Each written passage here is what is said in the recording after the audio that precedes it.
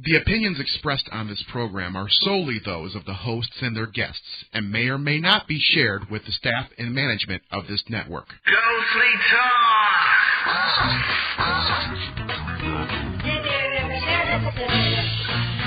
Broadcasting from the world-famous Haunted Winery here in Warren, Michigan. This is Ghostly Talk on September 13th, 2009. Ghostly Talk is independently produced every Sunday night from 6 to 9 p.m. Eastern Time to converse about all things paranormal.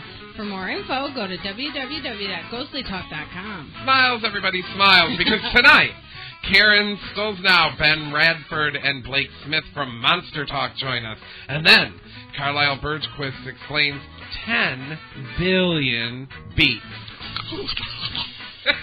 That was wrong.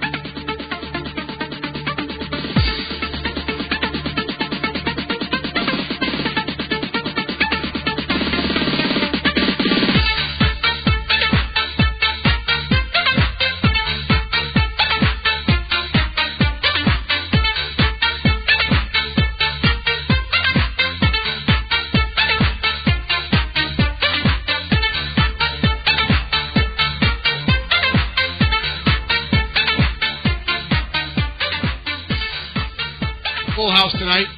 Yay! I'm no longer girl number one. I'm girl number 2. Yeah. I was ready to jump all over that one. However, I can actually use my name tonight. Bonnie? That's what it is. Thank you. I had forgotten I lost my identity somewhere along the way. Yeah. I'm in Michigan. Yeah, you're in the state. Thank heaven. And finally, I get to talk to him, because Lord knows it doesn't happen throughout the week. I texted you the entire weekend we were gone until you said quit texting me. Wow. So you guys talk. 5 texts for an entire weekend. Well, and I haven't heard from him since then. I fell off the planet. Wow. What was I thinking? We talk all the time. The planet. Sorry about that. Wow. There's something messed up with my stomach. I think it was the martinis we were drinking last night. I'm not used to that. And yeah, well, you know. Okay, I'm off the wagon. Right. Yeah, I see that. He's preparing for Mothman. Mothman will be exquisite then. Let's get into that. There's a few things we can discuss about the Mothman Festival. For some reason, we don't have Jeff on the show tonight. That was my goof, but we'll help Jeff. That's not a problem. We can take care of that for Jeff. As you guys know, the Mothman Festival is coming up next weekend. It's one of our keystone events throughout the year. If you don't know the skinny on the Mothman Festival, well, you must not listen to this show very much because it's pretty much what we talk about all year long. 8th Annual Mothman Festival, September 19th through 20th. It's Saturday and Sunday, next Saturday and Sunday. Website you can go to for more information. You can go to mothmanfestival.com. It's all right there for you. Basically, if you want, I can pimp this for Jeff real easy. I can do that. I have all the documentation. He can do it. Yeah, I can. Well, go ahead, Doug. I just want to say the Mothman Festival is one of the things that we do every year since we went there that first time, which was, the third Mothman Festival? I know, it's our fifth year. It's our fifth year going. Third. So, yeah. It's our fifth year going, and then, it had to be the third one, too. It's addictive. It's fun. It's free. It's addictive. Yeah. It's the people, the event, it's just an amazing, amazing weekend in Point Pleasant, West Virginia, which, of course, is in and of itself fascinating. Yeah, it's it's just a wide variety of stuff, and namely the speaker schedule, the speakers we have this year. Jeff Wamsley, for some ungodly reason, trusted us enough to put together the speakers. So we've got clowns and magicians. Magicians and clowns and strippers, all kinds of great stage stuff. hypnosis. It'll be great. By the way, Doug, you're the stripper. Yeah, oh, great. Ooh, well, people the specification will be running in fear. The specification for any speaker this year is that they had to wear assless chaps during their presentation. Right. And, that's the only thing they really need to do. And 80s hair. 80s hair? Yeah. Okay, cool. 80s hair and assless chaps, right? Speaking of 80s, I got something for you after the show, a CD I have to give you. Oh, cool. Don't let me forget. Yay. I want a CD. You got a CD. I was going to actually throw it in as part of the repertoire for tonight, but I didn't get any permission to use it. So. Oh, well, that's okay. Speakers, though, Chad Lambert's going to be speaking again this year. Andy and Tanya Kaiser. Who the hell are those people? I don't know. They're hot. I hope they're interesting. Susan Shepard, awesome. another good friend of the show. Absolutely. Another girl we have not had on the show yet. Have we had her on the show before? I don't think so. We should work I don't know out. why, because the very first Mothman Festival I went there, and she has a table there, pretty much every year, and she had this thing called the Derenberger tapes. Uh-huh. And I was just immediately attracted to them. I'm like, it was a CD, even though it's called tapes, right? It was all on a CD, and I'm like, I want to hear those. I really want to hear those. I really want to hear those. Yeah. She had like one copy left or something. And, yeah. And I said, I want that. And she says, well, it's on the table. It's for sale. And I'm like, I know, but I want it. And so she says, well, maybe it'll be here at the end. I don't know. And so I ran off, and then I'm like, no, I've got to go. I just have to buy it. I can't wait to see if it will be left over. Yeah, yeah. So I went and I bought it, and therefore I possess. And we listened to it the whole way back. We listened to it the way back, and it was just really. And we almost got into an accident because of it. I don't remember that part. I do. What happened? I don't remember. I must have been passed out in the back seat or something. No, you weren't. Everyone was awake. It just the tape lulled me into. Well, that guy's voice got to be a little terrible. Not paying attention. But the content is so incredible. Yeah, I was like, wow, I am so glad I got the CD. Yeah. And she, that's just one of many things that she has there. And so. Yeah, we'll have to get her on the show sometime before the end of the year. I'd like to have a discussion with her. James A. Willis is going to be another speaker. Absolutely stellar. Goes without saying how great James A. Willis is. If there's something you need to see speak that day, it's going to be James A. Willis. Rosemary Ellen Guiley is going to be joining us again. Susan Swiatek, a new addition. MUFON, Virginia. President of MUFON, Virginia. Virginia or West Virginia? Virginia. Oh, okay. Virginia. MUFON, Virginia. That's the next state over, isn't it? I think so. Travis Short. That's going to be another speaker. Yep. We're going to talk about something with Travis here in a second also. Andy Colvin will be joining us again, and then another new addition, Mr. Jason Gowan. Yay! Yay! I'm so happy I get to grab his ass again. During his presentation, hopefully. Absolutely. There may be another addition to that, working on that, but that's kind of the schedule we got put together so far over the 2 days of the festival. Another thing I have to mention is that the speakers, if you're a repeat guest for the festival, you know that we usually have the speakers in the amphitheater thing down, by the water. Not going to be happening this year. We pushed for it, and Wamsley was nice enough to get us the theater down the street. I always forget the name of the theater. He forgets the name of the theater. No, we'll have that stuff worked out. So you mean no drunken idiots yelling at their kids, disturbing the speakers? No boat stocking, none of that stuff. Yeah. Wow. That's going to take half the fun. There is a theater you can't miss. It's next to the Iron Gate. You can't miss the theater. Right. It'll all be when you're down. If you're coming. Air conditioning. Air conditioning. That is so wrong. Slide projector, the whole thing. We got it all worked out. Wamsley. Jeff Wamsley, you really did a great job on this. I object. I'm boycotting. I object. He's going to take all the rusticness away from the thing, So, but also, one thing also, I don't know if people that are coming to the festival, if you're coming down early, like Thursday night, the timing, well, I'm going to try to just ad-lib this the best I can. Travis Short, we just mentioned, there is a film that they just finished called The Mothman Chronicle. Right. I think. Oh, my God. You know what, dude? I'm just not cutting the mustard tonight. I'm sucking. I know I am. I'm referring to my notes. That was me offering support. Yeah, yes? Yeah. Thanks. We both agree. We concur. Dark Wings. Yeah. The actual film. Dark Wings. Yeah. Mothman Chronicles. Travis Short, who did this film. Basically, he's VP of Business Development for Black River Films, which is that's who did this film. They're going to be premiering this film the night before. Sweet.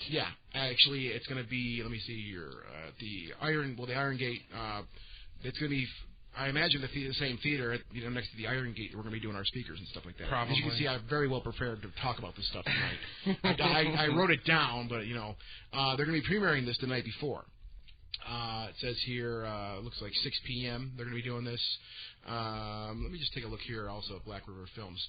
But this, if you're down there early, like the night before, because some people like to get there early and stuff like that. Sometimes, you can check this thing out. Dark Wings, the Mothman Chronicle, Tuesday. Oh my God. Tuesday. No. He's just reading a website I'm now. trying to read a website. He's down to reading a website. Oh, it's so sad. On the Dude, air. it has been one of those This weekends is I have so no time.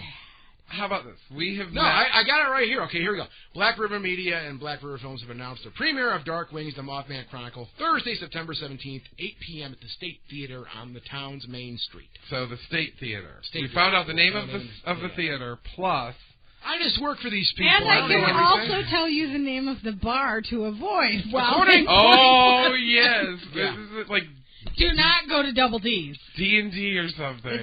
It's Double D. Okay. According to Charlie McCracken, director of the documentary, who he actually directed it, this concept has been formulating for some time and will represent a joint venture between Black River Companies and the town of Point Pleasant and the historic Iron Gate restaurant. So they're at Iron Gate. Dark Wings, the Mothman Chronicle, its first feature-length documentary film. Jesus Christ. And see it there. I'm melting down, dude. I'm really melting down. So if you get there Thursday... Get there Thursday. Check that out. Yeah. Go to the Dark Wings premiere. It's a red carpet affair. You have to dress in something, fit for all Hollywood. the info. I'm thinking spandex, leather and pleather. All the info is at blackriverfilms.com. You can get all the info from blackriverfilms.com. So if you're interested in going to that, it's the night before. Well, it's Thursday night, the night before. The official festival doesn't kick off till Saturday, but a lot of people are there on Friday, I think. So I think that since Marilyn Manson, became really, really big, guys can now wear those gloves that are like made of black lace that go up to their elbows. And things like that. That would be appropriate for Doug, something I by would Dark beat River. the living daylights out of you if you did. The official release of the film is September 22nd, 2009, by the way, so it's coming right up. That's also the release or the premiere of the 4th season of Heroes. I also have to mention that's also this coming Tuesday, September 15th, is the release of the new Teenage Bottle Rocket album. They Came from the Shadows. Okay, we have to make a calendar. Yeah, I'm going to buy that on Tuesday. Which they're playing October 29th in Grand Rapids, Michigan. That he remembers. Well, yeah, it's punk rock, but I mean, they're playing. They're playing October 29th. I think it's a 20. Okay. For those of you who may not be putting this together, Teenage Bottle Rocket does at the very end of Ghostly Talk. Yeah, thank you very much. When we do like the fade out, we say our goodbyes and blah blah blah and thank you and everything, and then we go and then it does what we call a bump out. I don't know if that's like the technical term, but that's what we call it. And it also allows stations to fit us into schedules, right? Because they can fade it out however they want. Well, there is a song that plays, and not all of it, but a little bit, and it's something about going down into the basement. Yeah. I don't want to go down into the basement tonight kind of thing is and that is Teenage Bottle Rocket. Yeah, October 30th, 2009, 8 p.m. at Mixtape with Cobra Skulls, Grand Rapids, Michigan. I'm going to that for sure. So if there's anybody out there in Grand Rapids that wants to come, I'm making an appearance at the Teenage Bottle Rocket Show. Here we go. Josh making an appearance. No, I think my immediate appearance schedule is the Teenage Bottle Rocket Show in Grand Rapids. I've gotten a couple emails from people saying, "Hey, we really dig the out music now that you guys are using. It's really really cool. So if there's somebody out in Grand Rapids, fire me an email. Maybe we'll hook up and go to the show together. Because I have to go myself because." Amber and Tom are speaking for Amber's new book. Because Amber is so popular now. Well, yeah, so she can't... She's not going to talk to us much longer. I actually purchased a copy of the book, and I set it on my nightstand. And I leafed and through he used it as a coaster. No, but I did set it on my nightstand. I figure he'll finish reading it this day, 2027. Okay, that's about... right. And it's not a very thick book. That's about right for a schedule for me reading a book. Yeah. But I did purchase it, and it is on my nightstand, awaiting me to actually pour into the first chapter. I had my copy personally handed to me by the author. So I had my copy personally signed by the author. Which makes me... You don't want to know what she did to mine, but... It makes it oh so special. Wow, that copy is not leaving your library, then, is it? No. It'll be on eBay next week. Well, Amber's book is out. At least we can segue into that. Amber's book is out. We've done that, haven't we? Yeah. We got a little card right here. This is pretty cool. I'm keeping this here just to keep reminding me her little postcard she has going for this thing. Her book's out. Ghost and Legends of Michigan's West Coast by Amber Rose Hammond, and you can get it. You can actually purchase it at Michigan's Other Side. That's their website, michigansotherside.com. You can also link to it in our merch section on the Ghostly Talk website, which will take you there too. But if you just really don't feel like typing michigansotherside.com into your browser, just go click down on our merch stuff down on the left side of the site. It'll take you right there if you want. Cool. So definitely check that out too. And also, I just want to reiterate that though too. If you're going to be down in Point Pleasant on Thursday night, check out the documentary again, BlackRiverFilms.com. You can check that out, get all the info there for that. So cool. Why wouldn't somebody go to Mothman? What would be some people have to work. Work is a good excuse. Yeah, I mean, people have to work and stuff like that. We just managed to make it. It's part of our DNA now, so I don't think we can really get out of it. We have to keep going every year. Well, I know. I look forward to it every single year now. Yeah. And I just think that might be a reason not to go, because you don't want to get addicted to going to the Mothman Festival every year. Here's, I think, the main reason people don't go, because they know Ghostly Talk will be there every year. And they're like, God, I really want to go, but I don't want to see those people. What if I run into them and I don't want to? Yeah. I hate them. I'm the last person to go up to anybody and go, hey, you want to talk? No, that's Doug. But Chad Lambert, every single year Chad Lambert says, this is my last year here. And every single year he's there, he's coming. Rosemary Ellen Guiley is there every year. Rosemary will never miss it. Rosemary loves going to it like we do. She loves the Mothman Festival, and as do I. And I mean, it's a great time for everybody. It's also excellent for people watching. Oh, people watching! If you like people watching, you have to go to the Mothman Festival. You have to. It's as good as Vegas. Yeah. It is the Vegas of the East. It really is. Without the gambling or drinking. It's amazing. No, there's still drinking. There's drinking. It's just that haven't. Don't cut out the drinking. Maybe we should just call Walmsley. You want to just call Walmsley? I sincerely am going to drink at the Ghostly Talk table. You're I am. I'm going to have a cooler at the Ghostly Talk table. Can I get you one of those beer can coolers, like a really tacky one? That says something one of like, the hats with Get her beer. done or something? I think that would be awesome. I'm working on it. I just want you to say get her done. You're a freaking idiot, but I love you. Obviously, we're ready for the Mothman Festival. Tanya said she's drinking during her presentation. No fair. Yes. That's okay, because I have to do a sneak attack ass grab on Andy and Tanya during their presentation. They know it's coming, but they don't know when. Oh, perfect. Absolutely perfect. Can we, actually sit there in the audience with wine? I don't see why not. And straws? I don't think we'll have to make a side trip through Indiana. Yes, pick up a case of wine. Obviously, we're going to have to Indiana. We're going to have to leave Wednesday in order to get there by Friday. Pick up a case of wine, sit at the Mothman Festival with our bottle of wine in a straw. Yes, exactly. Apparently, because we're that tacky. That's in a brown paper bag. Yes. Yes. Ooh, in a brown paper bag. Yes. With a Get Her Done T-shirt. And drink wine the entire day. Oh. I see me falling into the Ohio River. Anyone else? Pretty much that's what I see happening too with that plan. Okay. Oh, bad plan. Did we give you enough time to get that all worked out there?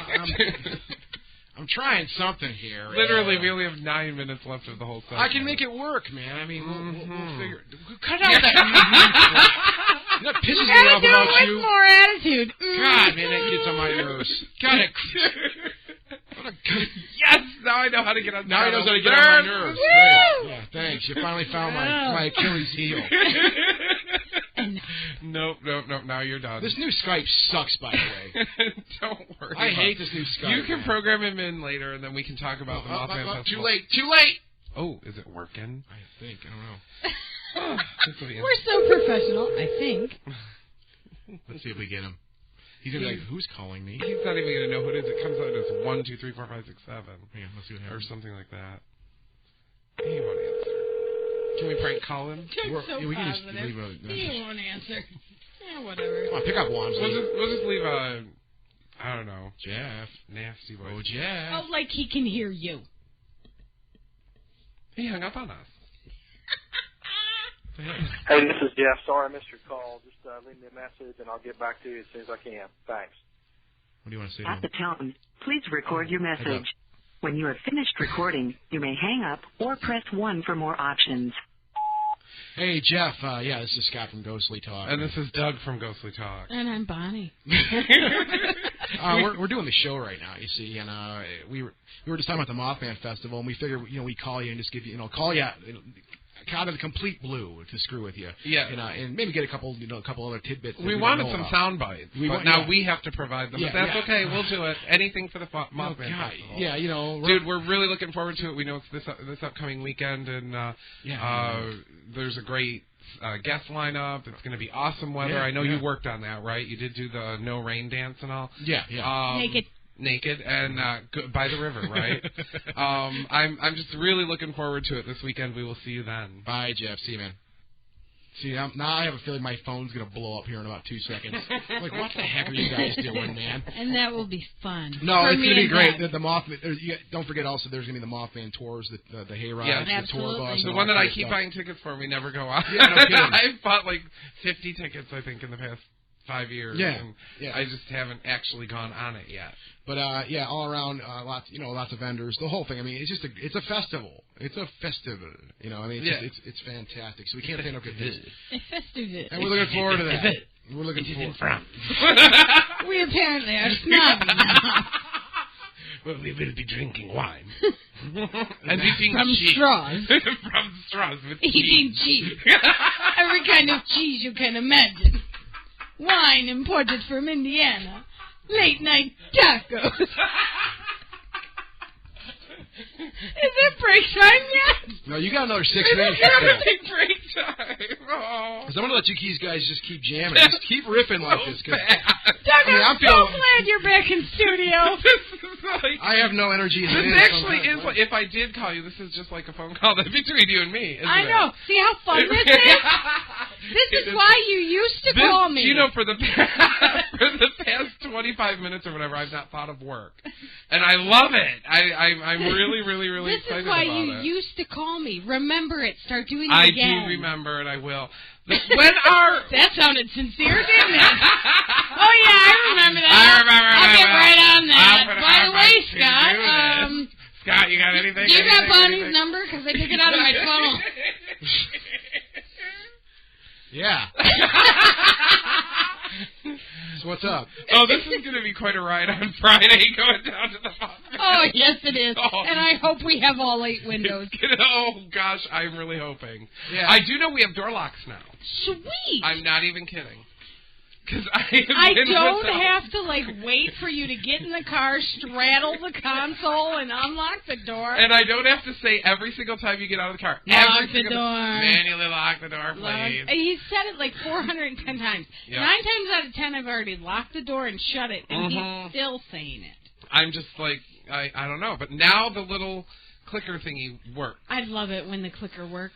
It's awesome. I got that fixed. That was $60, but it was worth it because even if I use it 60 times, that'll be $1 a time. It's worth it. Mm-hmm. Yeah, and I'm sure I'll use it more. I just sincerely hope we get there with all windows intact. Oh, are we gonna get to see Shake's exotic cousin this year? I do hope so, because last year, well. We were freezing. I'm going to go make some coffee. I'll be back in a minute. You might as well, because Doug and I slam through the break. We're just going to roll with it here. You guys are doing good, man. You're ripping. I'm digging this. On the way to the Mothman Festival, that's another thing. A big part of the trips, for me anyway, is getting there and getting back. And on the way to the Mothman Festival, this was last year, wasn't it? Yeah, we were driving there without a driver window. And Doug wasn't smart enough to pull his hood up. And I didn't pull my hood up, and we pull into this, like, where it we can get gas station. Or whatever, and there's this huge sign, and it says, like, Malt. Meet Mr. Malt, or whatever. No, yeah, that's it. Said Malt. Shake's exotic cousin. Now you gotta remember, we were already freezing. It's when they become exotic. It's pretty exotic, isn't it? Ooh la la, that malt. I don't know. It made me hot. What trailer is this getting served out of, man? I don't. And I'm thinking, oh my gosh, it's like September, and they're trying to sell malt. 40 below. And we don't have a window. Hey, you're both wrapped up like a couple like gangsters in sweatshirts. Terrible. But Shake's exotic cousin. I had no idea the malt. Is it just a powder you throw in there? I mean, I used to make malt back in the day. I love malt. Just remember, it is Shake's exotic mothball with the cousin. malt balls, whatever. You can get the wires. Oh, I love those. Those are good. Yeah, those are real good. I hate those. I even like malts, where they take the powder and they put it in. Mm-hmm. That's all it is, though. It's nothing really exotic, though. Do you think it's from a plant? I mean, what is it? You snort it. You can snort it. It's got a little bit more of a jolt than a regular milkshake does. Wow! Oh yes, it I does. don't recall a milkshake ever having a jolt, but okay. You just see the cows laying out lines on the pasture out there. And the straws. The French cows that are protecting the marijuana. Yes. Well, yeah, I mean, they're moving up now. They're working with Escobar now. I mean, what are you doing here? Get away from my pot. And they have to be smoking cigarettes, too, the friggin' cows. Send me another Whopper. Give me roll me another cigarette. You friggin' Americans, you bunch of pigs, eh? Piss off, you fucking Americans, eh? Jeez, oh, Pete. Yeah, so that's part of getting there. I'm really confused right now. The craziness getting to the festival. Doug and I have more fun on the road than we usually do at our destination. Is what he's trying to say. It isn't about the Holy Grail. It's about getting to the Holy Grail. Unless Gore Girl and if she's there, pretty much all bets are off. Then we create a whole new Bible, and I can't even stand up straight anymore. Yes. So yeah. Mothman Festival, definitely. We were accused of being drunk when we weren't. Who? Me and Doug. Because of Gore Girl. Why? Last year at Mid's house. Okay, I'm not going to explain the whole sequence of events. All I'm going to say is there was a hysterical conversation that took place in our hotel room. And we were laughing so hard that Doug wanted to go outside and smoke a cigarette. I could not even stand upright. She was a 90-degree down angle. The hall. Yeah, she was actually 270-degree bent over, laughing hysterically. And, of course, all the drunks were outside smoking. So I remember that. We were all like, out comes this group of just people laughing louder than anyone else in the hotel. And we couldn't stand up straight, and I laughed so hard I had to pee. So then I had to, run, bent over, with Sabrina to the room, and people came up to me the next day, and they're like, how drunk were you guys? I'm like, what are you talking about? We were stone cold sober last night. We were absolutely sober. There's no way. Let's take a break. Okay. Let's take a break, for God's sakes, and regroup here. I like that plan. Let's just do some dead air. I thought we were doing good. You didn't. No, you guys were fine. Let's see how we pick it up. I wonder if that scares people away from going on these things, or if it's going to attract them. I don't know. Drunk ghostly talk is fun. Oh, absolutely. Ghostly talk.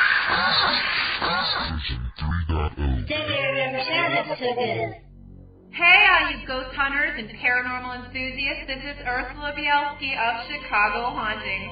Please join us October 2nd and 3rd for a weekend you will not want to miss. Myself will be with Mike McDowell and the Indiana Ghost Trackers as we embark on our second Chicago Ghost Conference. Our great guests will include demonologist and psychic Lorraine Warren from Paranormal State, authors Jeff Belander, Joshua Warren, Frederick Stonehouse, and Wanda Lou Willis. Also appearing will be Deborah and Tony Pickman from the Sally House, Ray and Paul from Dark Angel Paranormal, Ghostly Talk Radio, Brian Leffler from Shadow Talk, independent filmmaker Dan Hall, and William Konkoleski from the Michigan chapter of the Mutual UFO Network. Joining us all the way from England will be Eddie Brazil to talk about 150 years of research into the most haunted house in England, Borley Rectory.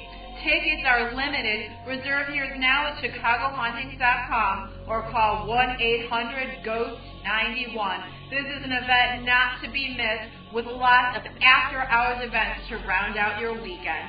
Thanks so much. Don't forget to join us and have a haunted day in Chicago.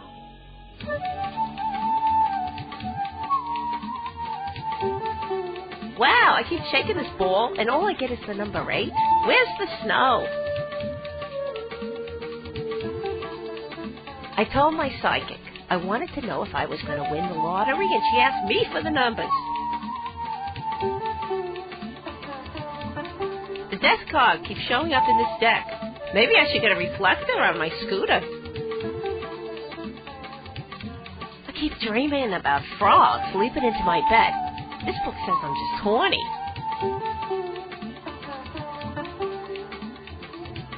Having a bad day at the Wheel of Fortune? KarmaCast has answers. Check out KarmaCast.com for show listings and times.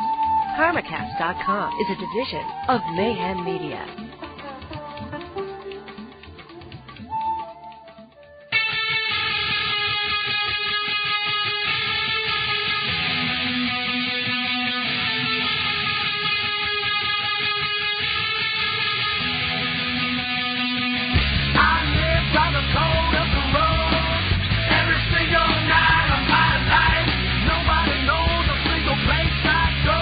City by city, night after night.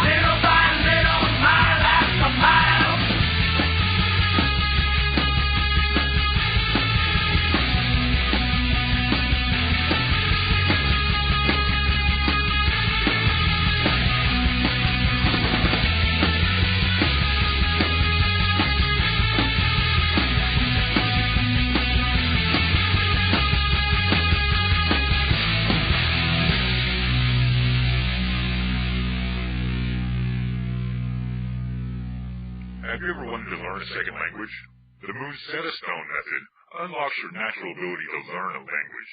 Even if you try and fail with other methods, you'll be surprised how quickly you'll learn with our method. Have you ever wanted to learn how to speak box?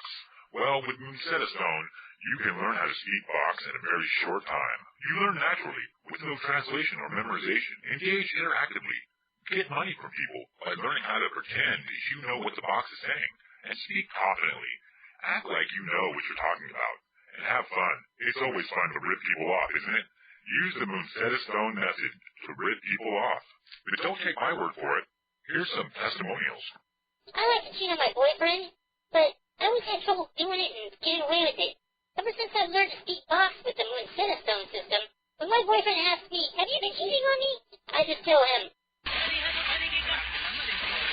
He falls for it. It works every time. Thank you, Moonsetta Stone. You've helped me achieve my life goal, to be a whore. Thank you. I like to go around and steal people's wallets. Now that I know box, whenever the cops catch me, I just tell them, and they let me go. Suckers. Thanks, Moonsetta Stone. You've helped me rip people off and get away with it. That's cool. I've always wanted to learn a second language, but thought I was too damn dumb. But then I took the Moonsetta Stone system and used it to learn how to speak box. My friends couldn't believe that I knew how to speak box. So, when we went to the restaurant, and I said, they were amazed. Then, I went to the strip club, and I told the stripper. And she said, "Meet me in the back room. This one's on the house." The Moonsetta Stone system worked for me. Now, I've got some rich friends that I know, and I'm going to use my second language, a box, to get some money out of them. I'm just going to tell them. And then I'm going to use the money to start a magazine. Yes, the Moonsetta Stone system will help you to speak the language of box. Learn how to speak box and rip people off and bullshit people better than you ever thought you could. Get the Moonsetta Stone box system today.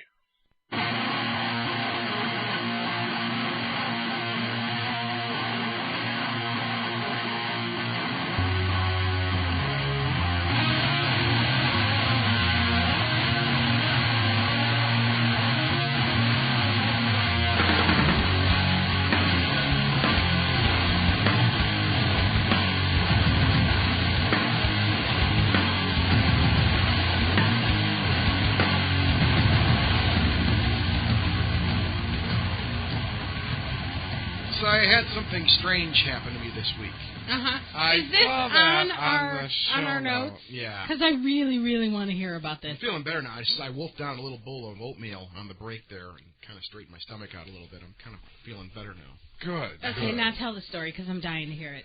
I stopped by the folks' house a few days ago. My mother was watching a film called The Vagina Monologues. I'm sure everybody out there has heard of this film before.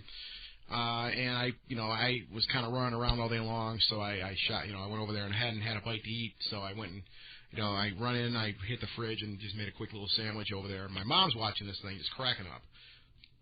So I start eating my sandwich, and I start watching it along with her. And this lady's telling, all these different. Have you seen the film? No. Yeah, but we want to watch it with your mother now. Well, I think we should rent it and watch it at Mothman. Well, I like that plan. Can we show it right in the theater? She was the part we were watching. This lady was talking about all the different orgasms all the different types of orgasms a woman has, different sounds they make, and all this wild stuff. And they were all pretty funny. And I'm sitting there cracking up. My mom's cracking up, and we're sitting there just laughing and hooting away. And my brain kicked in and said, "You're watching this with your mother. There's just something inherently creepy about this that you need to stop right now." So I'm like, "Mom, turn it off." She's like, "Why? What's wrong?" I'm like, "Turn it off." She's like, "What do you mean?" I'm like, "Just turn it off." She's like, "What's the problem?" I'm like, "I can't watch this with you. I just realized, I was eating, I had food on the brain, and now I'm clear and I'm focused, and this can't happen. So just please turn it off." So she was nice enough to turn it off for me, but I'm like, "Yeah, don't watch Vagina Monologues with your mother or father. I mean, either parent. Anybody in your family, I think, will be kind of weird." Yeah, it's something private viewing or with your spouse or whatever. I don't know, but it's not really a dirty. From what I saw, it's not dirty, but it's an adult film. I mean, it's vagina models. Right. But, yeah, I just had to back away from that one. I thought that was going to be a lot better than it was. Yeah, so did I. It was a complete and utter letdown. I mean, it says on our notes. Well, piss off to both of you guys. I'll just pull you both on a channel and run this thing myself. It says on our notes, do not watch the vagina monologues with your mom. And I thought, wow. What the hell do you want? It's Fireworks? got to be a great story if it's on our notes. I mean, I just wanted to mention it. Jesus Christ! I didn't. Next time I'll do cartwheels while I tell the story. In all honesty, Doug and I were discussing this outside, and I can completely relate to that story. Then why the hell are you giving me crap about it for? Just shut up and listen. See you later. You're on a channel. Put me back in. All right. I was telling Doug that the year. What? I can't hear you. Okay, go ahead. I'm going to punch him. Go ahead. That the year that one of the Star Wars movies came out was also the year that the Best Little Whorehouse in Texas came out. Oh, there's another one, yeah, Dolly Parton. And the whole family was going to the movies, and the brothers and everyone really, really wanted to see Star Wars, and I had no interest in it whatsoever. So my parents said, fine, you're going to see what we want to see. And they took me to see the Best Little Whorehouse in Texas. I was maybe... It wasn't a really dirty film, though. But I was maybe 10 years old. Okay, that's a little... And that was a completely uncomfortable... That was a completely uncomfortable... I already knew, but that was a completely uncomfortable movie to sit through with your parents. Just, to be sitting next to your dad and see just boobs everywhere. I was like, okay, this is just wrong. See, for a young There's something bad wrong about this. Kilimanjaro! Oh, my God, I've come home. Not for me, but... Well, yeah. I mean, like nowadays, child services would take me away from my parents. Well, yeah, it's a different standard now. You can't beat your children, but you cannot show them any type of dirty filth whatsoever. Apparently, everyone wants to see you do cartwheels.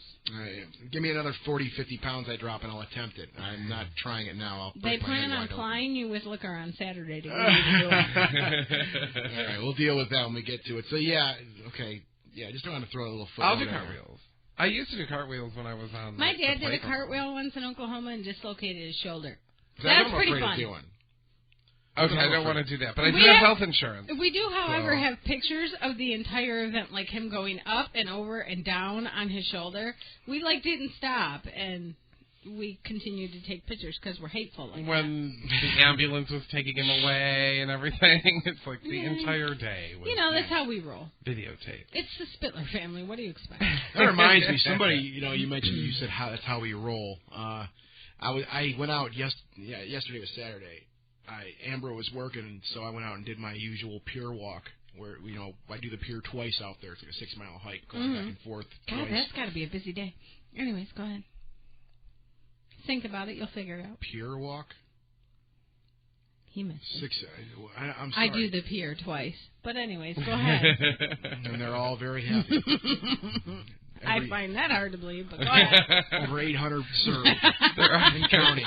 They're either happy or... But I went to park my car in my usual spot, but there was some plant vegetable thing going on where all the yuppies were parked there, so I had to go find somewhere else to park at. So I found a spot much farther away. Yeah, much further away. Which totally sucks because then you have to walk further to get to your walk. Yeah, it's like, ow! Am I doing enough of this crap, for God's sake, man? No, actually, I was like, well, it'll actually add to it. That's cool. So I hopped out of the car, and I went walking across the street, and Amber and I, we always gripe about this because, in Michigan especially, people always let you in when you're driving a car. They'll let you in or they'll stop for you and stuff like that. Mm-hmm. And unless they have a stop sign, technically they're not supposed to do that. Right. It's against the law. Right. That causes more accidents than it prevents. Right.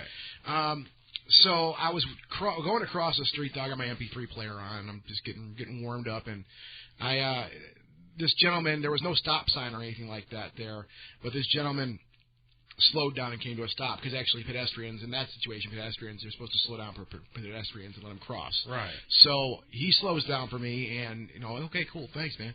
And there's another lane next to him, and this is why I always watch so close when I'm out doing these jaunts like I do nowadays, because here comes somebody else at full speed, zoom, right in front of me. They took my toes and my shoes off. Wow. And I get a look at them as as they're coming by, and I was able to get my arm up in the air, but you couldn't fast enough. No, they saw it. They saw the middle finger.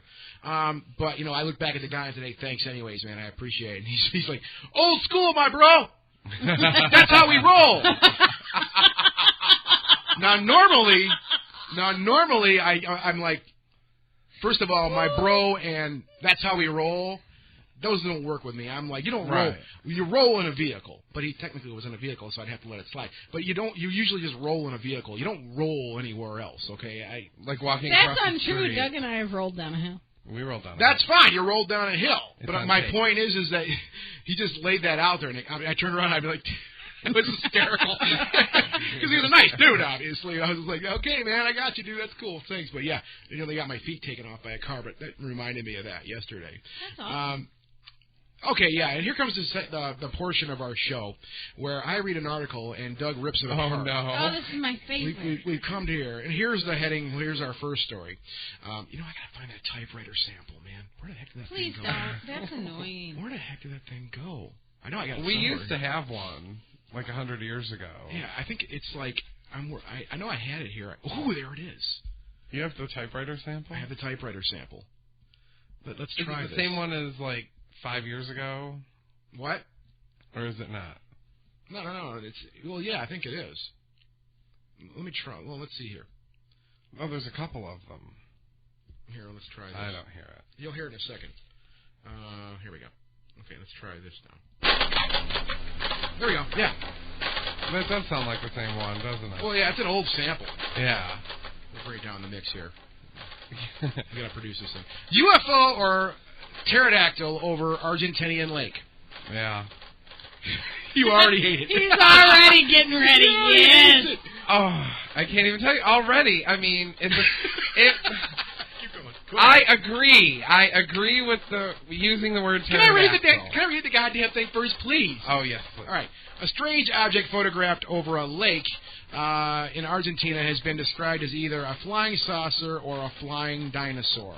The object, photographed by a fisherman near San Rafael over an artificial lake called El Nihulu, was according to the newspaper Los Angeles, witnessed by more than one person. And there's the picture right there. Okay. Mr. Pino, 44, from San Rafael, fishes on the lake and told Los Angeles that he often goes down to the water to watch the swans. You just go in somebody's front yard and do that. On Saturday last week, however, he noticed a strange object hovering over the lake and took a series of photographs on his mobile phone. He said, "I was excited." He's got a Spanish accent, don't he? Yes, he would be like, I was excited. I know, I can't do it very well. I was excited, and I do believe life must exist on other planets. That sounds like what? Speedy Gonzales. What the hell was that? After that was offensive. Everyone in the world. Shortly after Mr. Pino approached the newspaper, a second witness, Christian Figueroa, claimed that he and his father saw the object while traveling past the lake in a bus. We froze with shock, he said. Mr. Rafael told Los Angeles that he had noticed several strange phenomena in recent months in the area. He described an incident when a range of hills around the Actual River were illuminated by several bright white flashes, which he did not believe were caused by lightning. He described them as similar to very powerful camera flashes. And that's the meat of it. Maybe they were powerful camera flashes. But anyway, okay, first of all, UFO or pterodactyl? In any of them quotes, did they say it was either UFO or pterodactyl? No, they leaned more toward UFO. So how did the author of this story and the editor of this paper come up with pterodactyl? Other than looking at the photograph, which, by the way, is an insanely bad photograph. You know what it looks like to me. Okay, let me pull it back up here. Yeah. What does it look like to you? I don't know. A fly near the lens. Like a bug to me. me. Yeah, that actually might. It's a fly near the lens, and that's like one of the worst quality photographs I've ever seen in my life. Well, it's a lot like when Al Qaeda does a movie. I just got of a beheading. This before we go any further. This article's featured at absolutely terrible. This article's featured at telegraph.co.uk. Just wanted to make sure I mentioned that. So thumbs up, Doug, thumbs down, or the finger? Which one? We're so giving it the finger. It's got the finger. From the use of the term pterodactyl to the poor quality of the movie, or of the photo, and then the reading of the quotes, It definitely gets a finger. You know, I'm going to start doing this in the chat room also. I have to applaud them, though, for using the word pterodactyl. In today's day and age, that is not normally done. I just put the link in the chat room. Because they used to be pterodactyls, then they became pteranodons, and now I think they're like Tyrannosaurus rexes or something. I don't know. They're something completely different. Okay, Doug, well, here's another one. Okay. Egyptian temples followed heavenly plans. Now, I don't know what you're going to rip on about this, but all right. You are, Doug, and this is your segment, so, ancient Egyptian temples were aligned so precisely with astronomical events that people could set their political, economic, and religious calendars by them.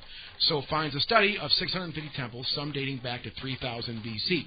For example, New Year coincided with the movement that the winter solstice sun hit the central sanctuary of the Kamak Temple, which is pictured on the article. Which, let me before I go any further, let me just pop this in the chat room too. Oh, that's on newscientist.com. Yeah. This is actually. There we go. Okay, cool.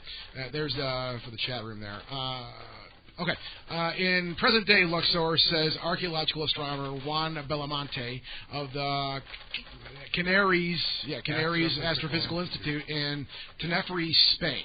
Hieroglyphs on temple walls have hinted at the use of astronomy in temple architecture, including depictions of the stretching of the cord ceremony and stretching of the cord. That sounds kinky. Yeah, that sounds real kinky. Ceremony in which the pharaoh marked out the alignment for the temple with string. Now, I've actually seen that before. dramatized. But there had been little evidence to support the drawings. Belamonte and Masalam Shaltout of the Helwan Observatory in Cairo found that the temples are all aligned according to the astronomically significant event, such as a solstice or equinox or the rising of Sirius, the brightest star in the sky. The problem with all of these theories, and I like these theories, they are intriguing, I have to agree, right? They are intriguing, and it's really, really poetic and what have you. To think that, ancient Egyptians and ancient civilizations had their finger on the pulse of astronomy. But I think that there may be some bits to it. Like they could have said, in honor of, Sirius rising in the north or south or whatever, they might have built a temple. But even nowadays, I have a question. Nowadays, do you tend to get up in the morning, run out and see what stars are in the sky, and is this a good day to plant my crops? I mean, it's just not. I do. Pertinent. You do? I do. You do? Okay. I run outside naked and see if it's a good day to get dressed. That's my favorite. And is that why there's so many people on your street in the morning? I see. I was trying to get there that one day, and it's like a traffic jam. Some old man sitting on his porch with a cup of coffee. He's like, it must be a day to get dressed. And Jesus Christ. Can we turn the typewriter off, please? Yes, we need to turn the typewriter off. We're talking news here, damn it. I think that it's wonderful to mix. It's wonderful to ascribe such meanings to temples and to ancient buildings. But what if they just built a building to build a building? Why has anybody never thought of, maybe they just erected a monument? Well, can you say erect again? Well, it was actually. I don't think even in this day and age that a building is just built to be built for the hell of it. I mean, it has to have a purpose. It has to be there for a reason. I don't think that if you took a map of the world and you put a push pin for every Walmart on the planet, right, that it would do some astrological symbol or anything like that, or have any meaning. It would be a dollar sign on its side or something. Goat's head or something. Yeah, I just don't think that they did that. I think that there are places of power, and certain things probably were done. But look, we have a place of power right here in the United States, in Sedona, Arizona, right? Mm-hmm. And all you have is a bunch of hippie people running out there and rubbing patchouli oil all over themselves. You don't have like major megalithic religions moving in and taking over and building astronomical temples. It just doesn't happen. Yeah. And did it happen back then? I don't know, maybe, but I don't find it completely compelling that they did that. Yeah. Thumbs up, thumbs down, or the finger. I have to give it a tentative. I would love to give it a thumbs up, saying yay, go, keep studying the calculations and stuff. But I have to give it a tentative thumbs down because I just don't see anybody actually building hundreds of temples based on astronomical events, as tenuous as the rising of the star Sirius. Okay, all right. I mean, was that star really that important? I have no idea. I mean, and if you don't believe me... It's your job to shred the articles. It's my job to read them. And if you don't believe me, all you have to do is go to the stock section. It's like, what is it? Stocks... Oh, finance.yahoo.com. Yeah. And look up Sirius Radio stock price. That's all you got to do. Yeah, so Sirius, with that uber powerful name, they became like XM Radio and Sirius Radio, right? 25 cents, something like that. It's just not happening. Andy gave it a thumbs up, by the way.